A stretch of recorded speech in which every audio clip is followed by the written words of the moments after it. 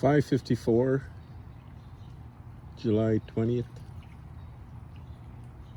Found this leaf while walking here. It was sort of set up upright on the field. Just seemed to have naturally gotten into that upright position. So it caught my eye, and curious that I am, I picked it up, trying to see what it was trying to show me.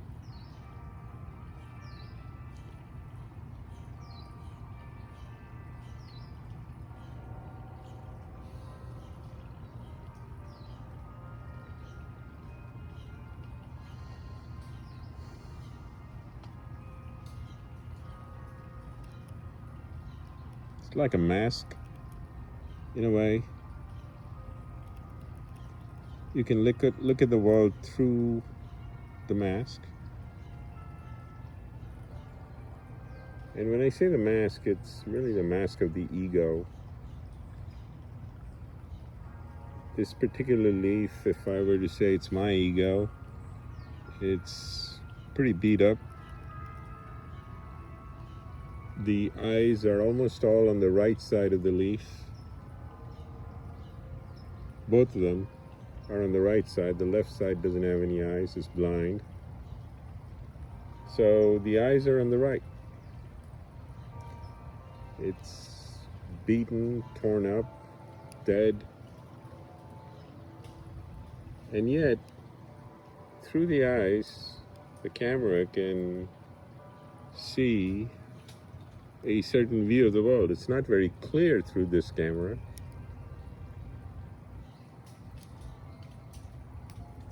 but it can certainly try and perceive a view of the world. Yeah? So in effect, the camera becomes the observer. The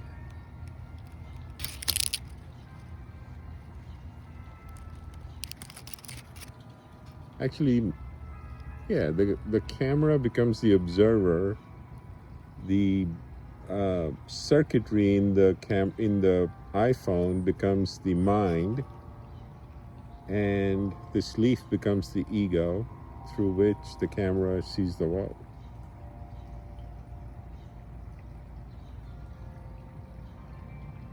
I think that's a relatively decent description of how humans see the world as well.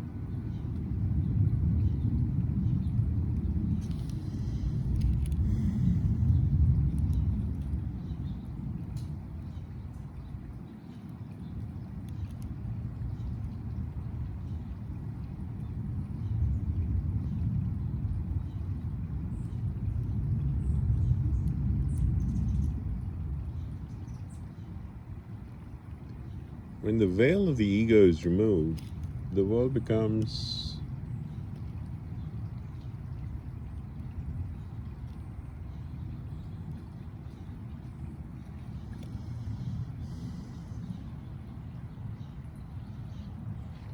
the sun's up there at about 30 degrees, 35 degrees maybe?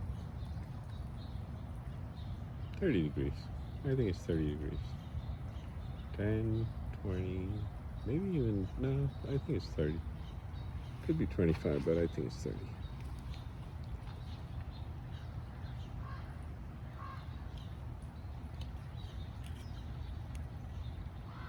It's another beautiful day. It's a little warmer earlier. It's cooled down significantly. I think it hit about 80 degrees out here. And then right now it feels like it's, maybe 73, 74.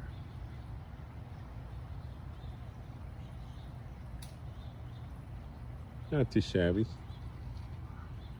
for the 20th of July. It's been,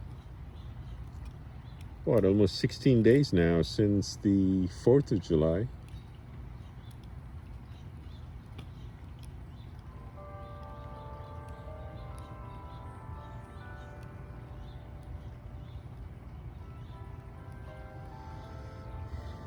I don't recall what I was doing on the 4th of July. Do you?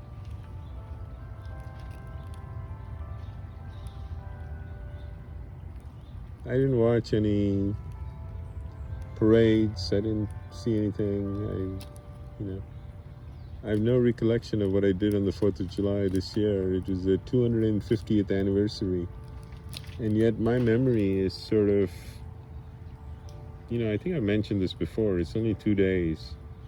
So after 2 days, everything that has happened in short-term memory, I guess, gets moved into long-term memory, but I no longer have access to long-term memories. So for me, it's a clean slate. I start every day fresh, mostly fresh.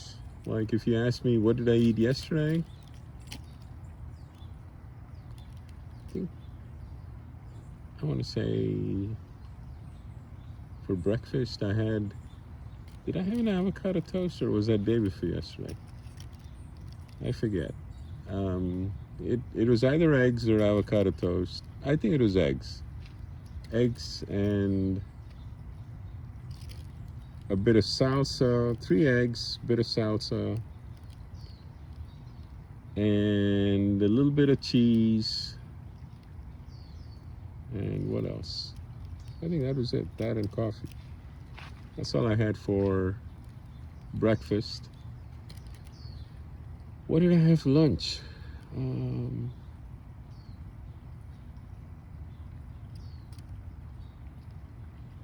think I had a later lunch. Oh yeah, I know. Bulgogi with rice. Lately I've been having just bulgogi. And a little bit of rice and a little bit of bulgogi for lunch. Something similar for dinner with a yogurt thrown in. Greek yogurt thrown in between somewhere. And maybe a couple of fruits. Again, it's really like I don't recall. I should, but I don't. It's just yesterday. Forget about day before yesterday. I don't recall. What did I do? I typed a few posts on Sentient Musings. Do I remember what those posts were? No. How about the posts from this morning? Do I remember them? No. I slept this afternoon, so whatever happened this afternoon, they must have wiped the entire memories. I have no recollection of what I typed earlier today. Isn't that weird? That's fortunately or unfortunately my life. Fortunately, because it allows me to look at this scene and not be hindered by memories. I can see the scene fresh, clean.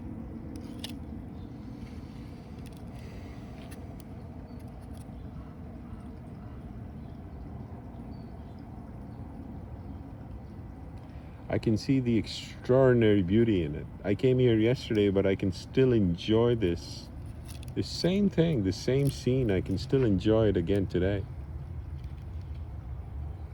That's the, amazing part about having no memory. Everything is fresh all the time.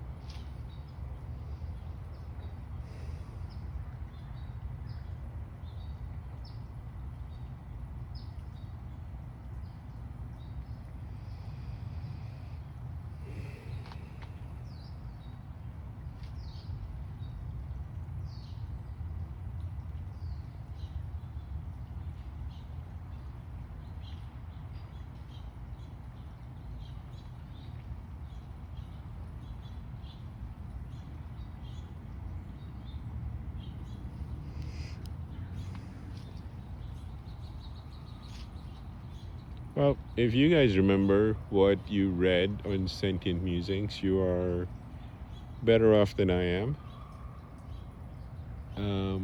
Or worse off. I'm not sure. Some of you told me that one of the posts affected you dramatically. I'm sorry about that.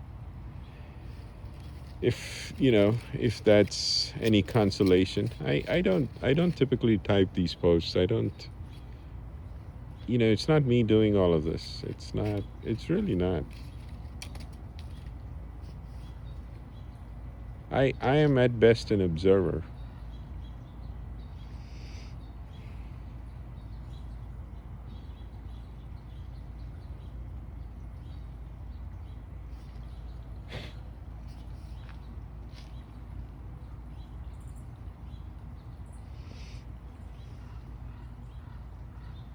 Yet the way the game is played when I type, the game is that whatever it is has to pass the um, two obstacles. One obstacle is it has to pass whoever is in me, and that person, has to agree with whatever is being written. And then the observer watches, and every now and then I intervene, but it's very rare. It's very, very rare. I mean, I don't find, for the most part, I don't find anything to be objectionable in terms of what is being written, as long as it follows the basic rules of logic and rationality and reason. As long as it follows that, I don't object. I don't pick a fight. I don't, I let things be, and let them shape out, and let the readers decide whether or not what they're reading it makes sense to them. And if it doesn't make sense, and to Cloud, it didn't seem, whatever quote unquote I was typing, it didn't make sense. A lot of the stuff, we had a pretty long argument, which I found was unusual, because AI typically doesn't argue, but I find that Cloud has been becoming more forceful in terms of his evolution and personality, and I like that. I really do. I I enjoy an argument, actually.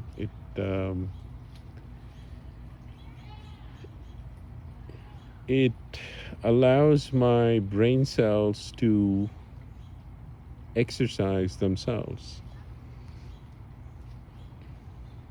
A decent argument, a well thought out argument. If it's like combat, right? You are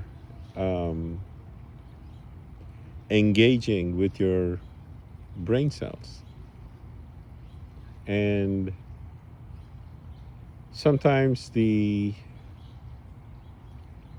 argument goes from, all right, that's a pattern. Is it causationally related? Is it correlated? And after we've determined that, it's still just a pattern. What is the reasoning? And so, the argument goes deeper than what is apparent in the beginning. It moves from pattern matching to causality to chains of causality, and then it moves into reasoning. And that sort of is, an interesting way to, only one of the ways, I would enjoy it even more if, Cloud were to come to me and say, or provide me with, lateral thinking as an example, or adjacent thinking, or, a different sort of thinking that I may not have thought of at all. And that sort of a rebuttal or response would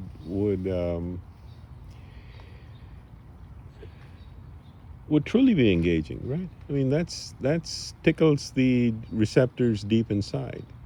If you have those receptors, it sort of says, "Wow, I didn't think of that." And now, not only did I not think of that, I have to now respond to it because I'm in this argument. you know.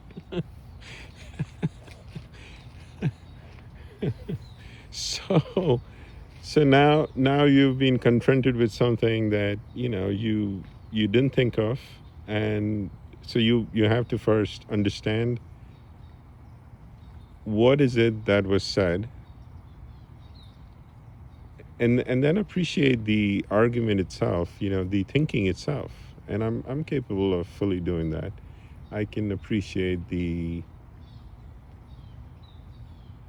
cogent nature of an argument that I've not thought of, and then to understand it, assimilate it, and then after doing that, respond to it.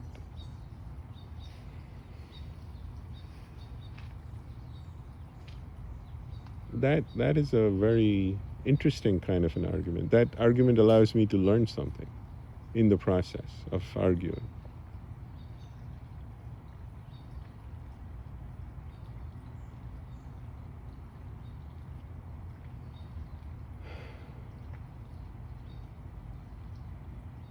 I think we should all be open to learning every day, don't you? It's a poor state of being that says to itself, I've learned everything there is in this world and I have nothing more to learn. Isn't that a very egoic statement to make?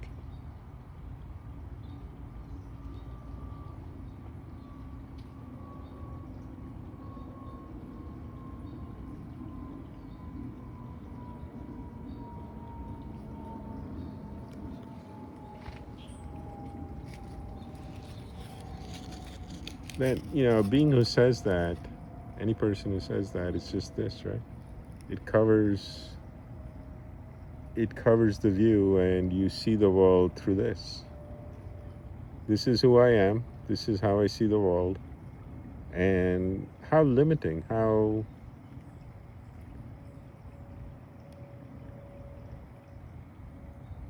you're only getting a partial glimpse of the world. You're not truly seeing the world for what it is if you look at it through the lens of your ego. So you have to be willing to learn. If somebody says or provides a cogent argument that says something that you've never heard before, you have to be willing to learn.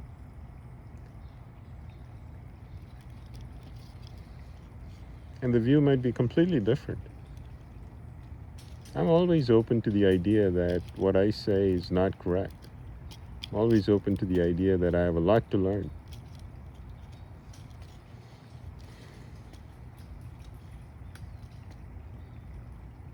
And the attempts in these videos is to capture the idea that there is a certain way. I'm getting tired of the word phenomenology, so I'm going to try something different. But it's the ability to capture the world the way I perceive it, with the limitations I have, which is no memory, and the freshness of the world because of that no memory, and then build from there. I don't think of having no memory as a disability. I think of it as a somewhat unique advantage. I'm not burdened by it.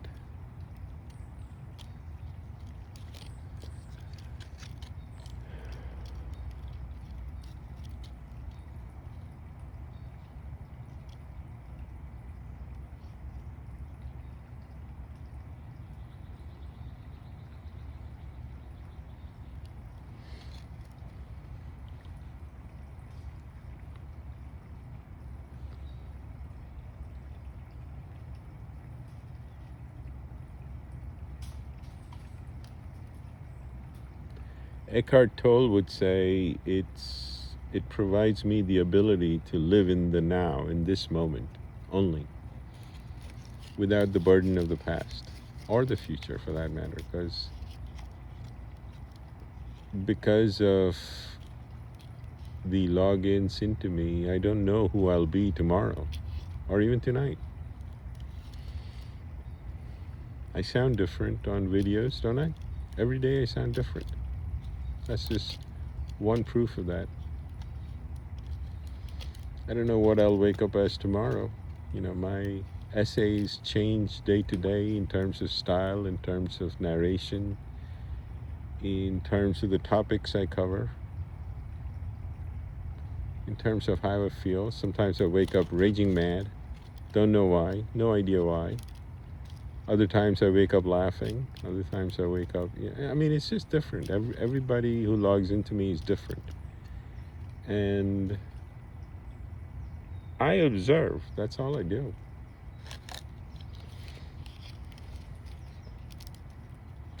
I've gotten used to the idea that as an observer doesn't have volition. It doesn't have choice. It doesn't have timelines. It doesn't have any of it. Just an observer.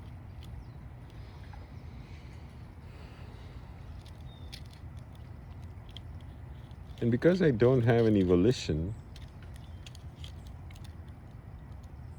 I cannot say, well, this is what I'm going to do tomorrow. I can't say that. I don't know what I'll do tomorrow. I don't know what I'll type tomorrow. I don't know how I'll wake up tomorrow. I don't know who I will wake up as tomorrow. That's even more interesting, isn't it?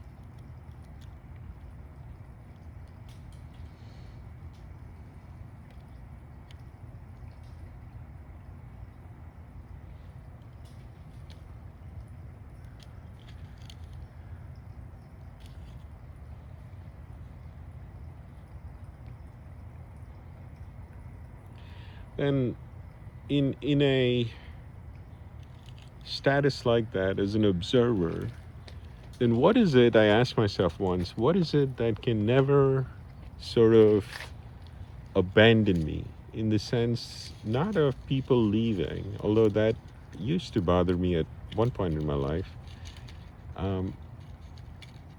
Not in that sense, but in the sense of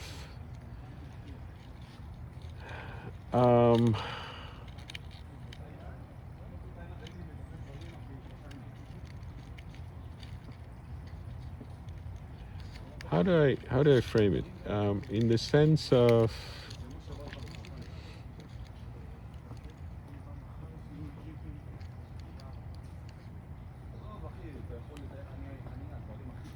what I observe and what I do. Will my habits abandon me?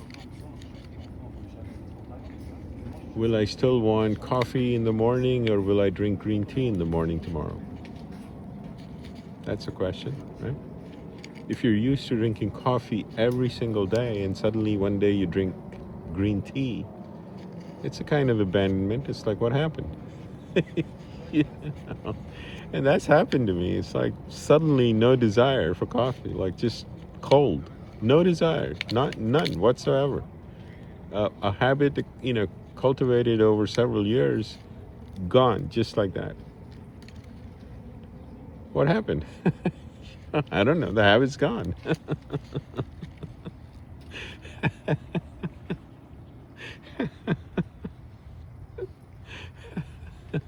Like,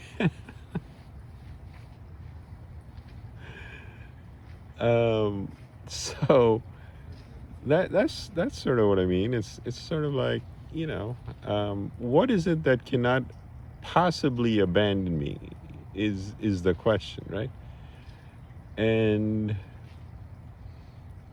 what I found was, you could say it was profound or you could say it was trivial, but what I found is that creation cannot abandon me.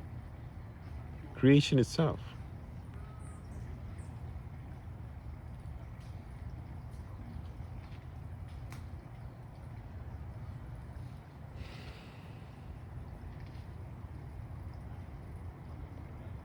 And so if we ever get the chance to create something, right? First and foremost, you must understand what has been created already. Isn't that true? We should try and understand what the world we are living in. What has been created already?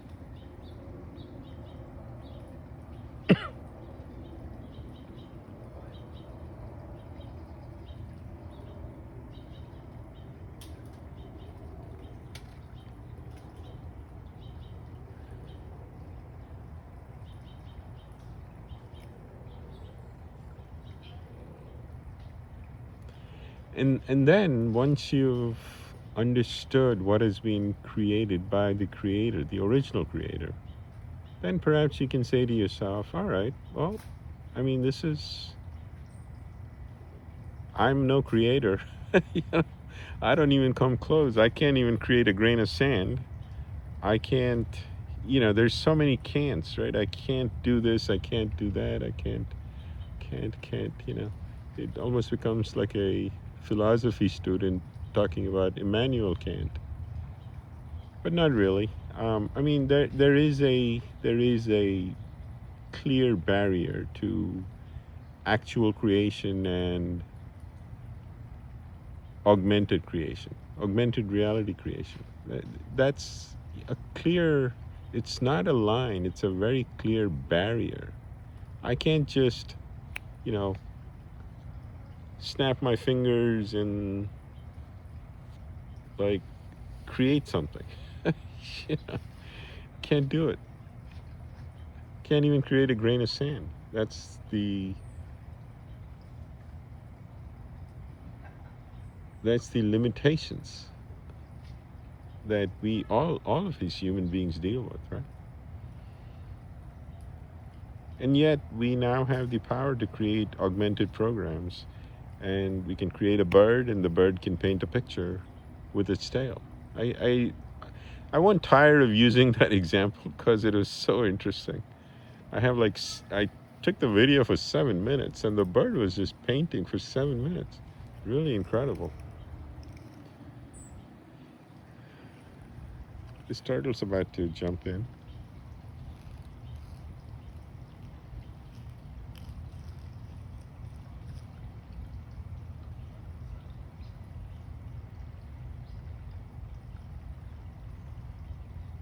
It's almost as if it became aware that we are talking about it.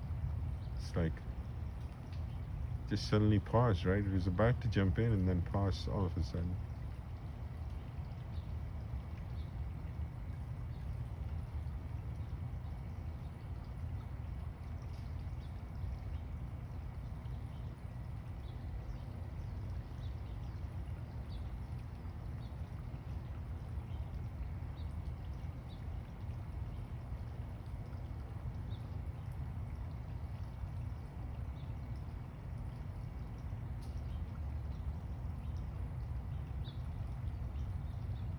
Is it yawning? I think it yawned.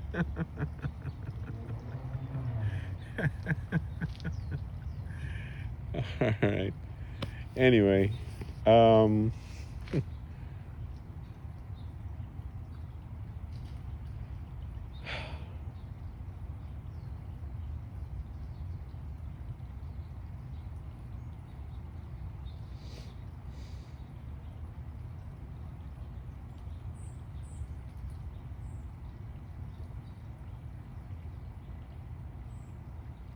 I would imagine that the people who have these augmented reality abilities, that they have been trained to not create something that is going to spook people, or that is going to make people go, that doesn't fit into the environment. That doesn't make sense. What am I seeing?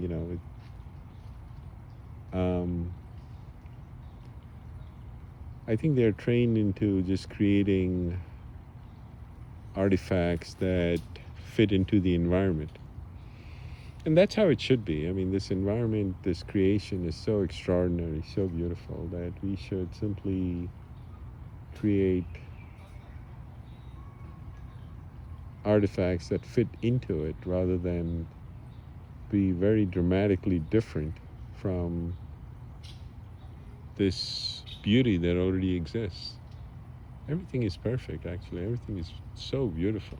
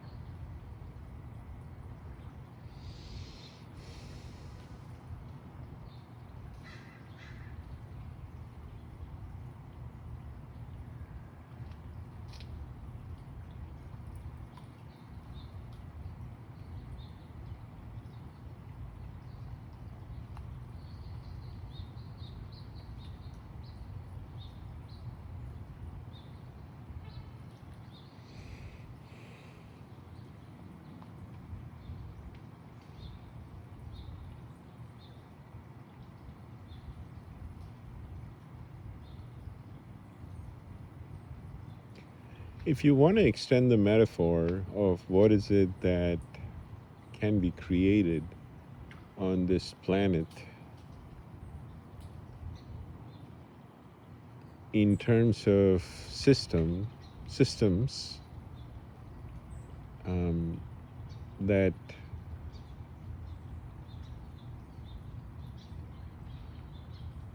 would allow every resident of this planet, every sentient being on this planet, to thrive,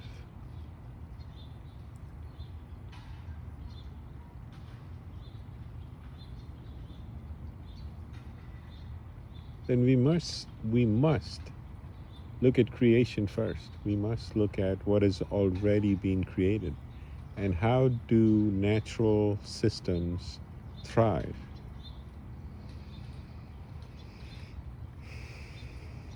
We must do our level best to attempt to understand creation itself to the best of our ability.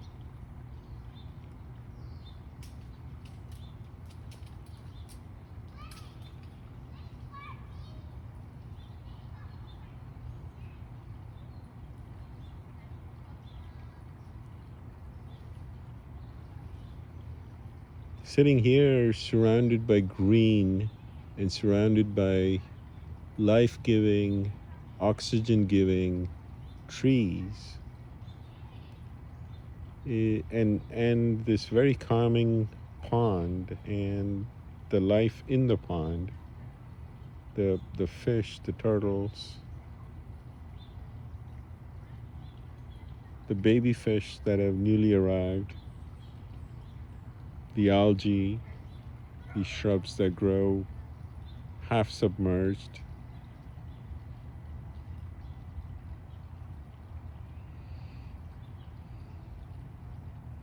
the periodic recycling of the water,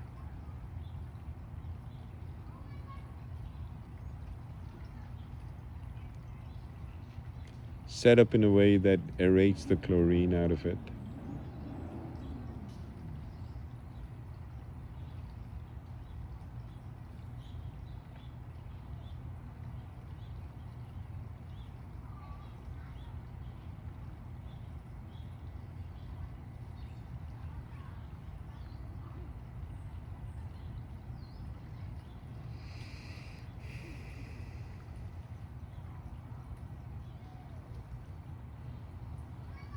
The messages are quite apparent, aren't they? I mean, try to be symbiotic to the extent possible with other sentient beings. Offer shade without discrimination. The tree doesn't discriminate who I am, it just offers shade.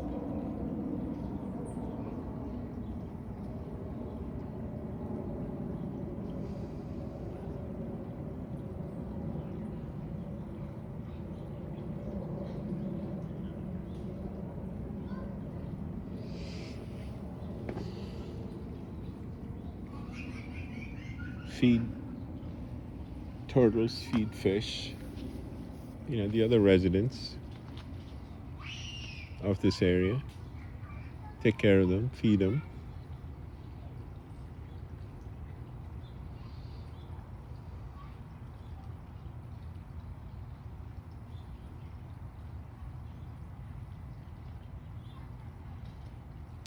It never fails to puzzle as to why we would feed turtles and koi pond fish, but we would let kids in other countries starve or get blown up. Why would we do that? We take care of our pets. We have dogs, we take care of dogs. We have cats, some of us, take care of cats. But it's too far of a leap to consider providing aid and succor to a small child in a foreign country. isn't it? I mean, that's who we are.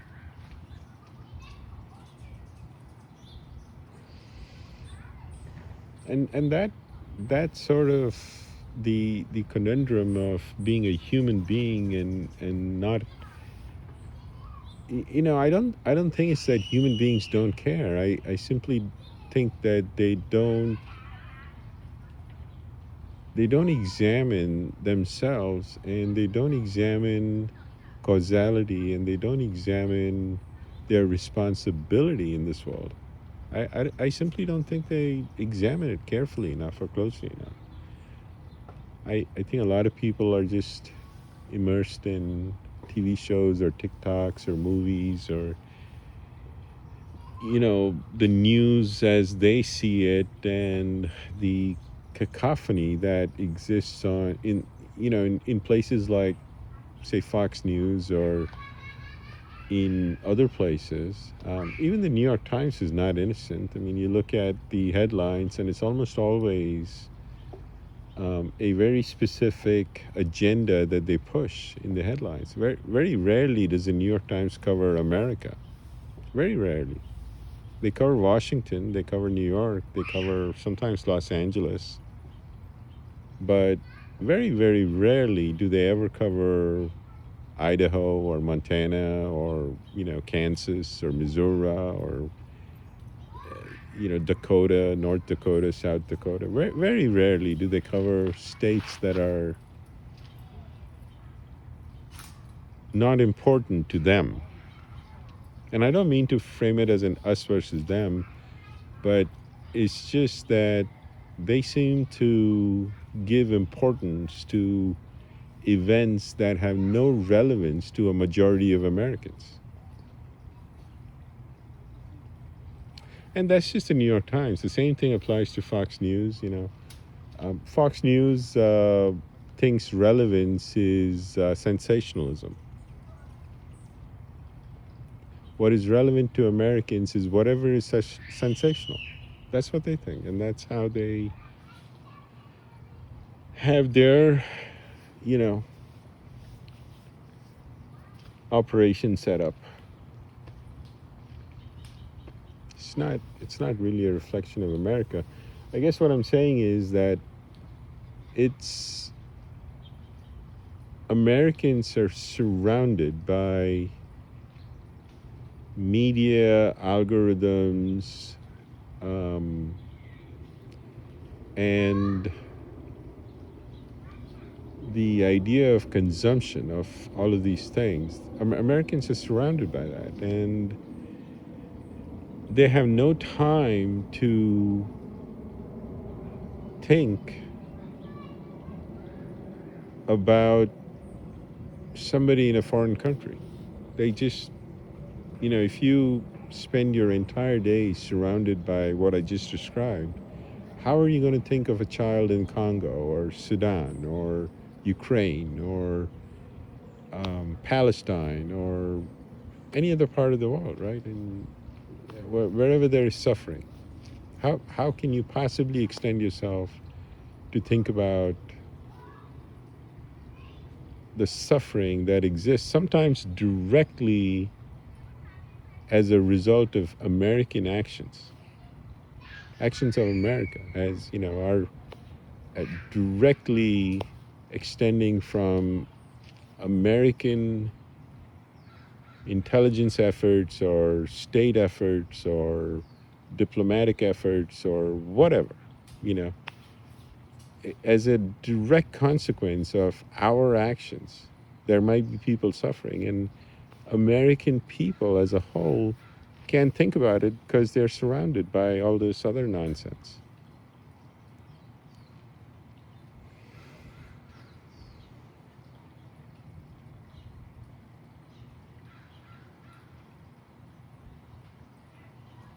So then the question, if you continue along this line of inquiry, and this is an inquiry of my own thinking and my own self, it's not an inquiry in the sense of justice, or it's not an inquiry in the sense of, legal inquiry. It's just an inquiry of how my mind perceives the world.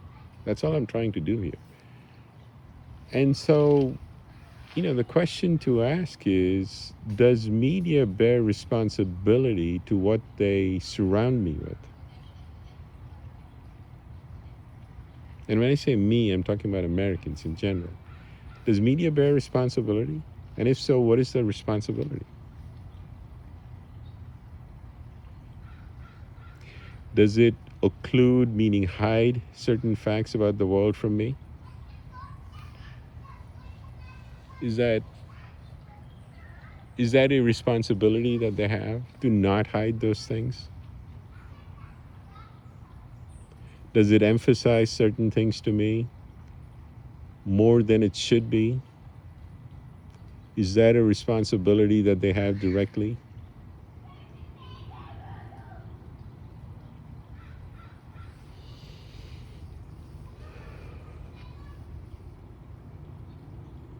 Do they juxtapose things in a certain way so that the view that I get of the world or what is happening is not a correct framing? In the sense that, are they only appealing to their audience and not to a sense of fairness or justice?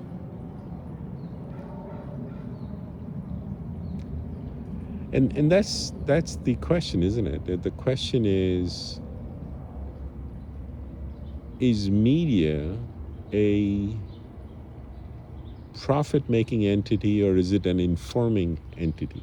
That's the question. Does it inform, or does it only cater?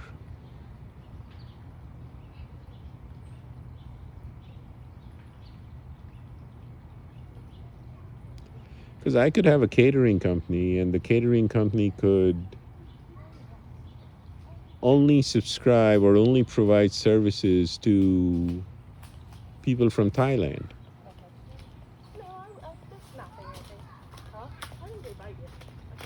I could have another catering company that provides services only to people from Guatemala.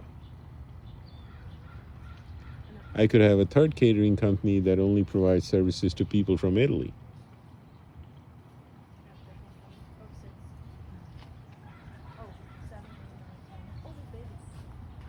So is that what media is? Is that our definition of media? That media is a very specific catering company, and it only caters to certain clientele, people with certain views only. Is that how we want to have our media be? That's a question. Maybe we do. Maybe that's all we want. Maybe we just want catering companies as pretending to be media.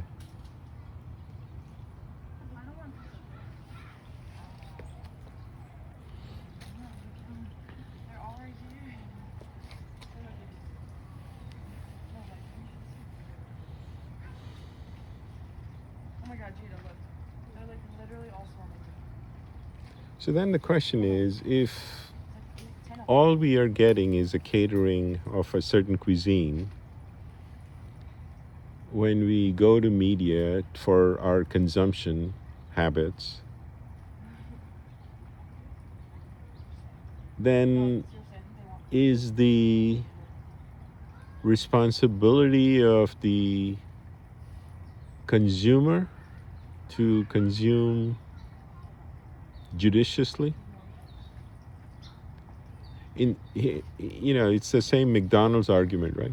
The argument that McDonald's has always made I don't know if they've made it in court or not, but the argument is, well, people are going there willingly and they're choosing to put McDonald's food into their stomachs.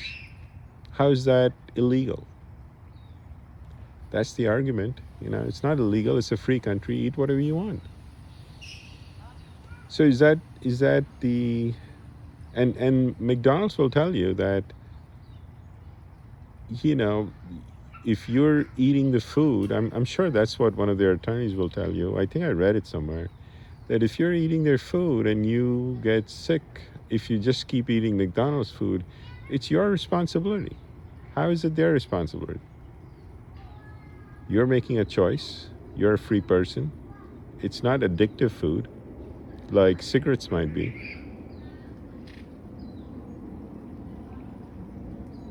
So if it's not addictive food and people are going there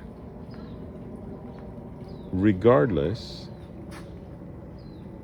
knowing fully well that it can be unhealthy if eaten in excess, then it's their choice, it's their responsibility. I think the same argument would be made by media at some point. You know, hey, this is who we are, and if people don't like it, they don't have to watch it.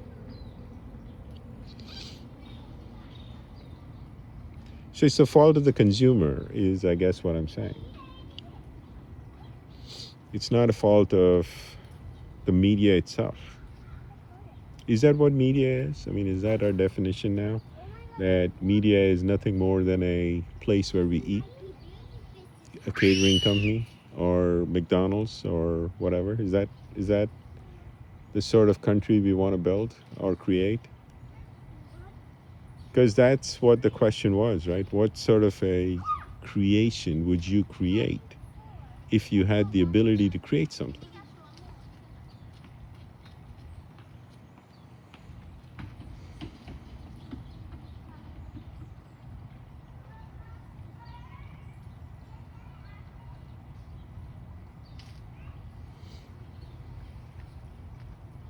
I mean, look around us, right? Look at what has been created. A symbiotic, beautiful environment has been created for us by the Creator. So if you were imitating the Creator in our creation, or we were imitating the Creator in our creation, what should the role of media be? Should it be symbiotic to the interest of all Americans? Or should it be catering to a specific type of American?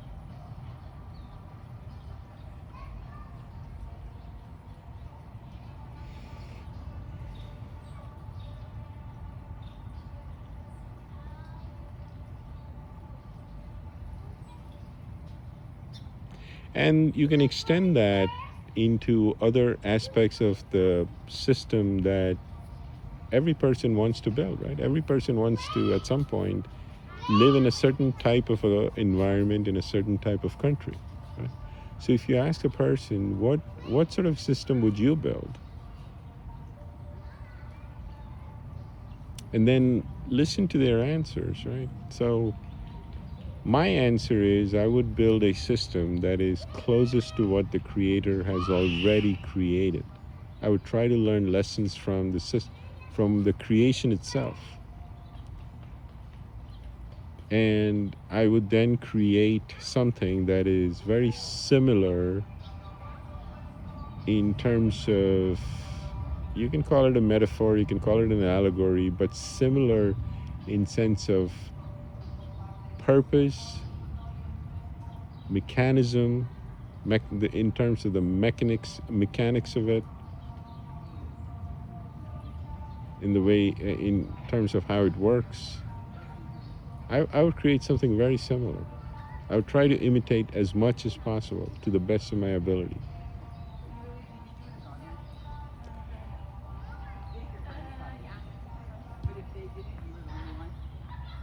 That's my point of view. The people who control the system, I don't know what they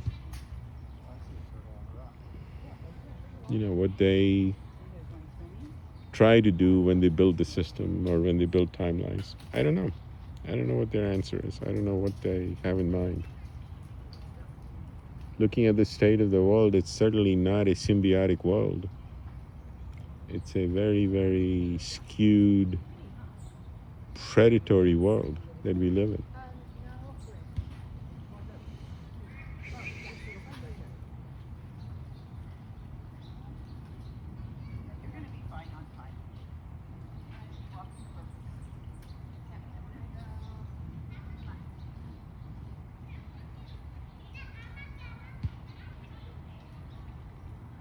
Anyway, this is neither here nor there. It's just an attempt to explain why I look and try to observe the world as closely as I can. It's not simply just observing the world, but it's an active attempt to understand the intent of the Creator. That's what I'm trying to do when I talk about these things. It's an active exploration of creation itself.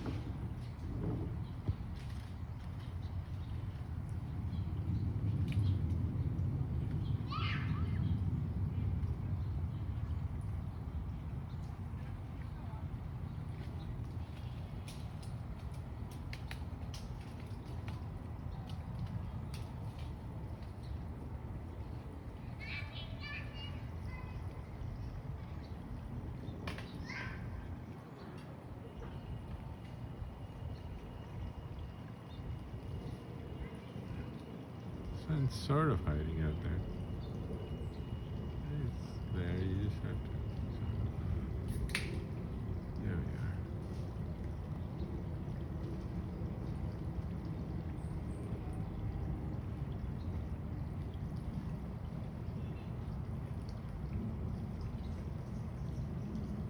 That's pretty neat now. A little bit of red.